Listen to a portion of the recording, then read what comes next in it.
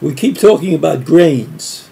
We have to understand that according to Chazal, there are 5 primary grains. 5 primary grains which if you use them to make bread, you make the bracha hamotzi lechem min haaretz.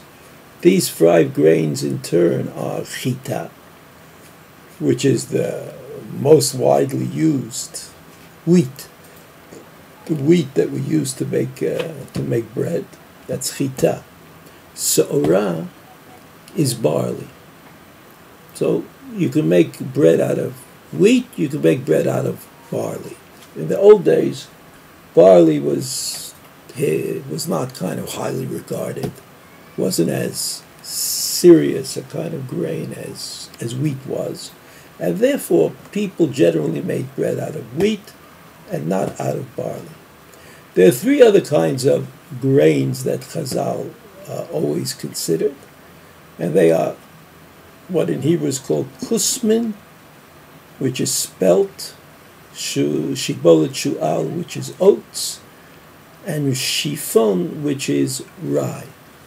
Now, personally, I couldn't recognize any of these 3, if I was in a contest or something. But it's important to remember the names, because they appear today on all sorts of breads and cakes and cookies. Remember, spelt and oats and rye. So if you make bread out of any of these 3 or any of these 5, then the bracha on the bread is hamotzi lechem min haaretz. If you make cakes or cookies out of these 5 grains, then the bracha that you make is borei minei mizonot. If you eat them live for some reason, you eat them, they cook it somehow, but you're eating the grains themselves, then the bracha is borei pri ha'adama.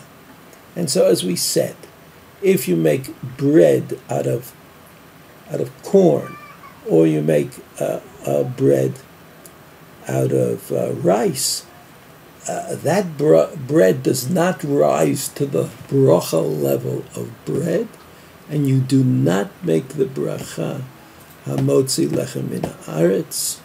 You do not make the bracha hamotzi lechem min haaretz.